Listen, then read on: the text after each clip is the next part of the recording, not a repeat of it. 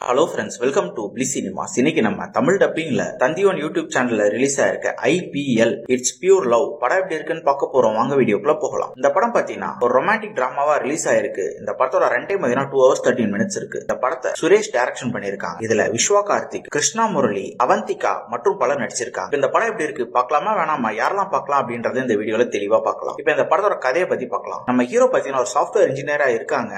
அவங்க சாஃப்ட்வேர் கம்பெனில ஒர்க்கும் பண்ணிட்டு இருக்காங்க. அவங்க பாஸா இருக்க நம்ம ஹீரோயினை லவ்வும் பண்ண ஆரம்பிக்கிறாங்க. நம்ம ஹீரோவோட ஃப்ரெண்டு பாத்தீங்கன்னா ஒரு கிரிக்கெட்டர். அவரு ஒரு சில சம்பவங்கள் பண்ண போய் அவரை சஸ்பெண்ட் பண்ணப்படுறாங்க ரஞ்சி ட்ராபில இருந்து. அது நம்ம ஹீரோயின் லைஃப்ல எப்படிலாம் அஃபெக்ட் பண்ணுது, ஐபிஎல்ல டெரரிஸ்டோட இன்வால்வ்மெண்ட்லாம் எப்படி இருக்கு அப்படின்றதெல்லாம் காமிச்சிருக்க படம் தான் இந்த IPL இட்ஸ் பியூர் லவ். இப்ப இந்த படத்தோட பாசிட்டிவ் ஐடியா பத்தி பார்க்கலாம். பாசிட்டிவ் பாத்தீங்கன்னா ஐபிஎல்ல இவங்க டெரரிஸ்டையும் சேர்த்து காமிச்சிருக்கிறது பாக்குறதுக்கு நல்லாவே இருந்தது. அதே மாதிரி பாத்தீங்கன்னா பெர்ஃபார்மன்ஸ் நம்ம ஹீரோவும் ஹீரோயின் ஒரு அல்டிமேட்டான பெர்ஃபார்மன்ஸே கொடுத்திருக்காங்க. அதே மாதிரி சினிமாட்டோகிராஃபியும் ரொம்ப சூப்பரா கலர்ஃபுல்லா பண்ணி கொடுத்திருக்காங்க.